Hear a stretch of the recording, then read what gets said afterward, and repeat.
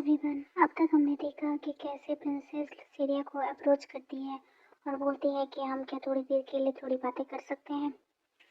फिर Syria princess को greet करती है और प्रिंसेस कहती है कि मेरे फादर ड्यूक सेरायंट वो भी आज यहाँ पे आ सकते हैं, लेकिन मुझे नहीं लगता वो आज आ पाएंगे क्योंकि उनकी हेल्थ अच्छी नहीं है। तो उन्होंने इसलिए मुझे आपको कॉन्ग्रेचुलेट करने के लिए कहा है उनकी तरफ से।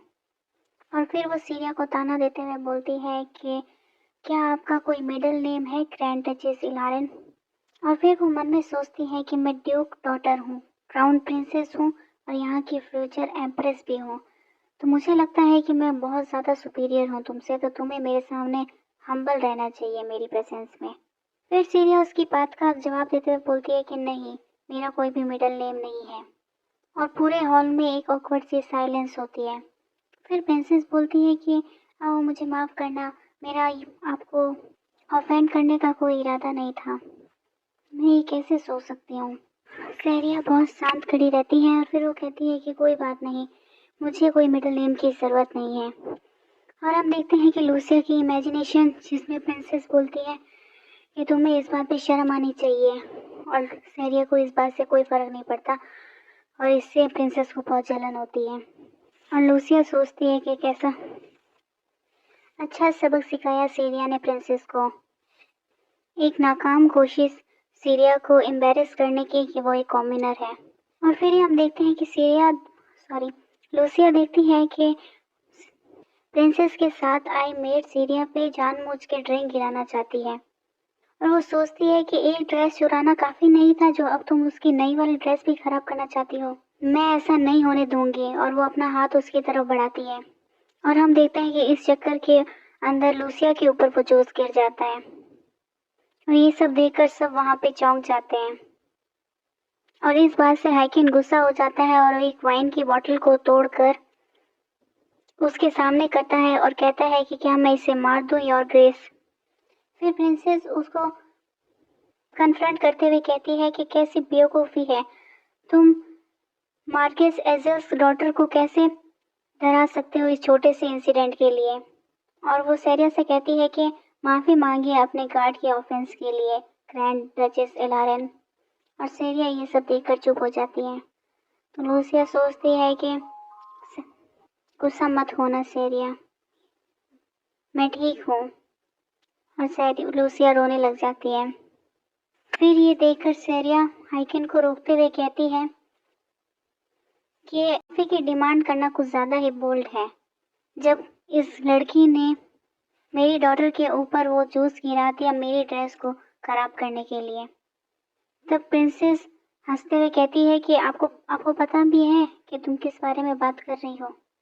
क्या तुम अपने डॉटर के फ्यूचर को बहुत ज़्यादा मुश्किल बनाना चाहती हो, जबकि वो अभी हाई सोसाइटी में उसने एंटर ही किया है। ये सुन के सीरिया कुछ वक्त के लिए शांत रहती है और फिर हंसने लग जाती है। ये देखकर प्रिंसेस हकी बकी रह जाती है और वो कहती है कि ये वल्गर विंच। और वो वहाँ से जानते हुए कहती है कि कैसे ये पैथेटिक मेरा मजाक उड़ा सकती है। तुम बस इंतज़ार करो, मैं तुम्हें इसका पछतावा कराऊंगी जो कि आज रात को हुआ है।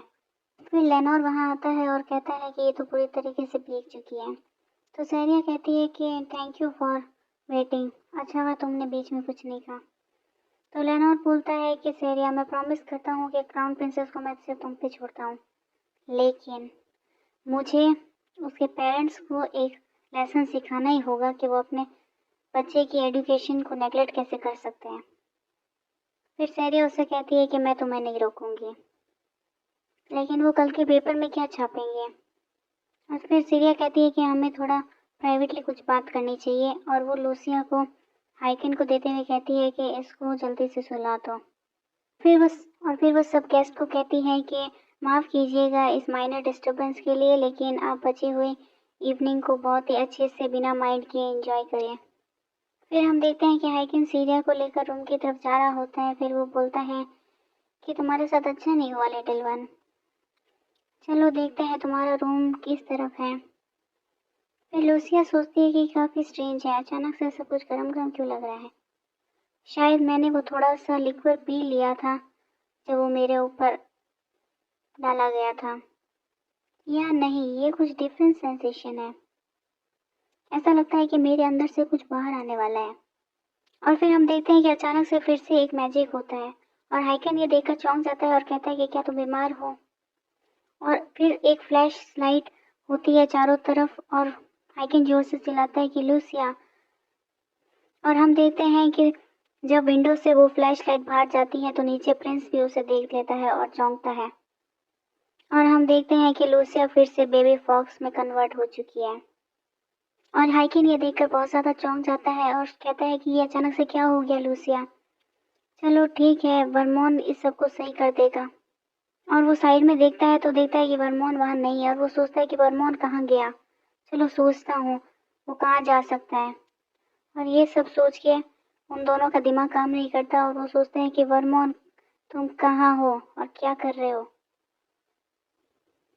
और हम देखते हैं कि वर्मोन कहीं और होता है और वो किसी पैलेस को जला रहा होता है। और इससे हम ये समझ सकते हैं कि शायद वो क्राउन प्रिंसेस के पेरेंट्स का ही घर है जिसे वो जला रहा होता है। फिर अचानक हाइकिन सोचता है कि क्या किसी और ने ये सब देखा है। और ये सोच के वो वहां से भागता है और कहीं जाके छुप के सोचता है कि क्या अब मुझे वर्मोन को ढूंढना चाहिए। लेकिन क्या होगा अगर मैं किसी और से टकरा गया उसे ढूंढने के चक्कर में। और सब लोगों ने ये देख लिया कि यहाँ रोहेम में एक सिल्वर फॉक्स है, तो फिर क्या मैं उन सबको पैरालाइज कर दूं। तब लूसिया चिल्लाते हुए सोचती है कि बिल्कुल भी नहीं।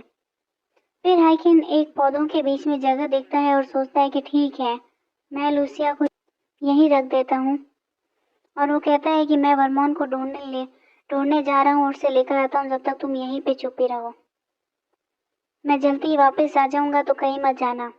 फिर लूसिया वहीं चुपते हुए सोचती है कि ठीक है, अब यहीं रहती हूँ और थोड़ा शांत हो जाती हूँ। और वो एक पत्ते को अपने ऊपर डाल लेती है।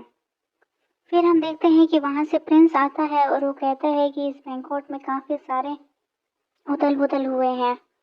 नो वंडर कि इस कॉरिडोर में भी कोई आया होगा और यहाँ पे कोई होगा इस टेरेस के पास। ये लाइट शायद यहीं से आई थी। और ये बोलते हुए वो आगे बढ़ता है और अचानक से हम देखते हैं कि लूसिया की नज़र उस पर पड़ती है और वो चौंक जाती है और सोचती है कि ये यहाँ पे क्या कर रहा है। प्लीज़ यहाँ से जस्ट निकलो, चले जाओ। और इसी बीच हम देखते हैं कि प्रिंस की नज़र लूसिया पे पड़ जाती है और वो चौंकते हुए बोलता है कि एक सिल्वर फॉक्स। और ये सोच के लूसिया सोचती है कि हाँ अब मैं क्या करूँ, अब कैसे निकलूँ मैं यहाँ से। मैं भाग जाती हूँ चलो। पर वो सोचती है कि मैं भागूँ भी कैसे। हाँ मैजिक होता है और हम देखते हैं कि कोई अदृश्य आवाज़ उसको बोलती है कि लूसिया जल्दी करो, भागो भागो। तो लूसिया सोचती है कि मुझसे कौन बात कर रहा है और कहाँ भागूं।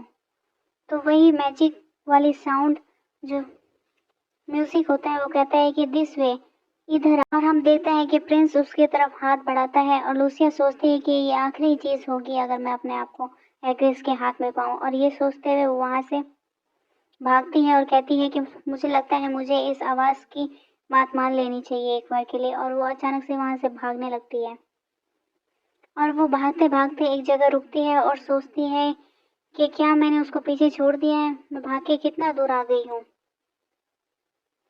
मैं ये बता भी नहीं सकती मेरे छोटे पैरों की वजह से। और हम देखते हैं कि वो साउंड फिर से बोलती है कि डेंजर, ग्रेट डेंजर, जल्दी से इस तरफ आओ। और फिर वो साउंड कहती है कि मुझे यहाँ से चले जाना चाहिए, यहाँ पे काफ़ी ज़्यादा डरावना है, मैं डर चुकी हूँ, सॉरी। और ये बोलते हुए आवाज़ वहाँ से गायब हो जाती है और हम देखते हैं कि पीछे कोई इंसान खड़ा है। फिर लूसिया उसकी तरफ मुड़ के सोचती है कि ये कौन है। और वो देखती है कि वो कोई और नहीं, फेलोन एवेलॉर्ड है। और वो सोचती है कि ये भी बैंकॉक में आया था। और वो सोचती है कि मैं अब क्या करूं, क्या मैं इससे हेल्प लूं। लेकिन इसको परेशान होना बिल्कुल पसंद नहीं है। जब ये मेरा गार्ड था तब भी ये किसी की मदद नहीं करता था। फिर अचानक से हम देखते हैं कि लूसिया को एग्रिस की आवाज़ सुनाई देती है। तो वो फेलोन के पैरों के पास जाके छुपने की कोशिश करती है और वो सोचती है कि क्या इसने मेरे पैरों की आवाज़ सुन ली। और वो एग्रिस को बोलती है कि जल्दी से मुझे छुपा लो। और वो उसकी रॉब के अंदर छुप जाती है और हम देखते हैं कि एग्रिस वहाँ से चल के आ रहा होता है। और वो फेलोन को देखकर बोलता है कि सर फेलोन। फिर फेलोन उसे ग्रीट करते हुए बोलता है कि गुड इवनिंग योर हाइनेस। और प्रिंस उसे देखकर कहता है कि मैंने आपको यहाँ पे एक्सपेक्ट नहीं किया था।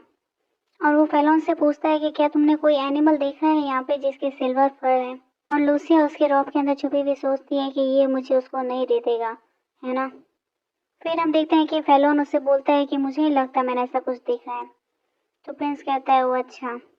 और फिर प्रिंस कहता है कि मैंने शायद उसको यहीं भाग के आते हुए देखा था, पर लगता है ये मेरी मिस्टेक है। बाय द वे सर फेलोन, मैंने सुना है कि आप क्राउन प्रिंस पैलेस गए थे कुछ दिनों पहले, क्या ये सच है? फिर फेलोन कहता है कि अगर आप प्रिंसेस पैलेस को रेफरेंस कर रहे हैं तो हाँ। और फिर प्रिंस कहता है कि आप एक बार एक प्रिंसेस के गार्ड भी रह चुके हैं, है ना। तो फेलोन बोलता है कि हाँ मैं रह चुका हूँ। और फिर प्रिंस छोटा मोटा फेस बनाते हुए कहता है कि मेरे हार्ट में अब भी ब्रेन होता है जब भी मैं उसके बारे में सोचता हूँ।